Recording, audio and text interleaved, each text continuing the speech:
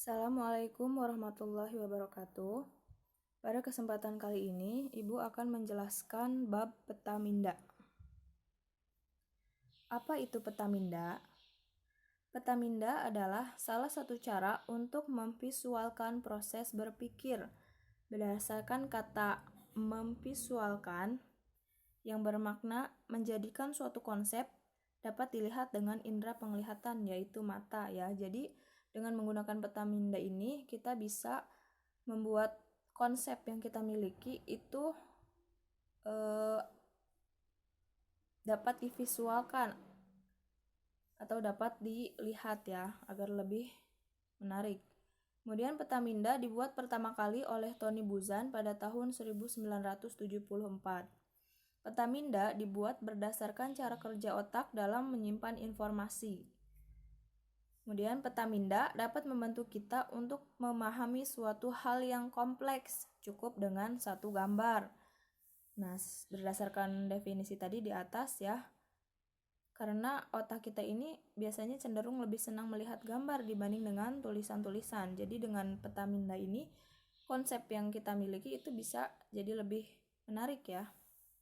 Kemudian peta minda dapat dibuat dengan atau tanpa perangkat lunak. Oke, selanjutnya berikut adalah contoh dari peta minda. Nah, ini adalah contoh peta minda dari alat transportasi. Di sini alat transportasi merupakan subjeknya. Kemudian kita lihat yang berwarna krem ya, di situ ada air, darat, dan udara. Nah, itu merupakan cabang utama daripada alat transportasi. Ya, alat transportasi itu dibagi ke dalam 3 bagian, yaitu alat transportasi air, darat, dan udara. Kemudian alat transportasi darat kita uraikan lagi atau kita kembangkan lagi. Yang di darat itu ada sepeda motor, ada mobil, ada bus ya. Kemudian yang di air ada kapal. Kemudian di udara ada pesawat, helikopter. Seperti itu. Selanjutnya ada manfaat dari peta minda. Yang pertama, merangsang bekerjanya otak kiri dan otak kanan secara sinergis. Kemudian yang kedua, membebaskan diri dari seluruh jeratan aturan ketika mengawali belajar. Nah, dengan peta minda ini misal kita belajar pelajaran matematika, agar tidak terlihat jenuh atau bosan atau runyam dengan rumus-rumusnya, kita bisa membuat buku catatan kita itu menjadi lebih menarik. Nah, dengan menggunakan salah satunya dengan menggunakan peta minda ini. Kemudian membantu seseorang mengalirkan gagasan tanpa hambatan. Kemudian membuat rencana atau kerangka cerita. Nah, bisa juga ya, misal kita punya rencana untuk jalan-jalan misalnya. Kita buat plan-nya itu sebagai subjek, misal jalan-jalan ke Jogja. Nah, Jogjanya itu kita jadikan subjek, kemudian nanti ke Jogja itu cabang-cabang utamanya ada apa saja, misal seperti dari alat kendaraannya ya, kemudian barang bawaannya, kemudian tujuannya mau kemana saja.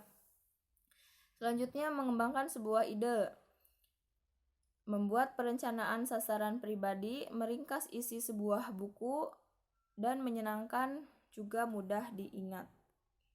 Next. Nah, kalau tadi manfaat, ini ada kegunaan dari peta minda itu sendiri. Yang pertama, memberi pandangan menyeluruh pada permasalahan pokok. Kemudian yang kedua, merencanakan rute atau kerangka pemikiran suatu karangan.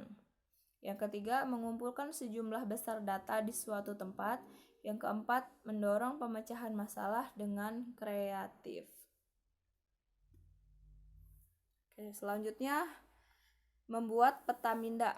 Yang membuat peta minda itu tidak begitu sulit alias gampang ya. Yang pertama, kita buat dulu subjeknya apa. Kemudian kita buat cabang utamanya. Dan yang ketiga, kita kembangkan cabang-cabang utama tersebut. Coba kita buat peta minda dengan menggunakan salah satu aplikasi ya. yang bisa diinstal di HP kalian masing-masing, yaitu aplikasi Xmind.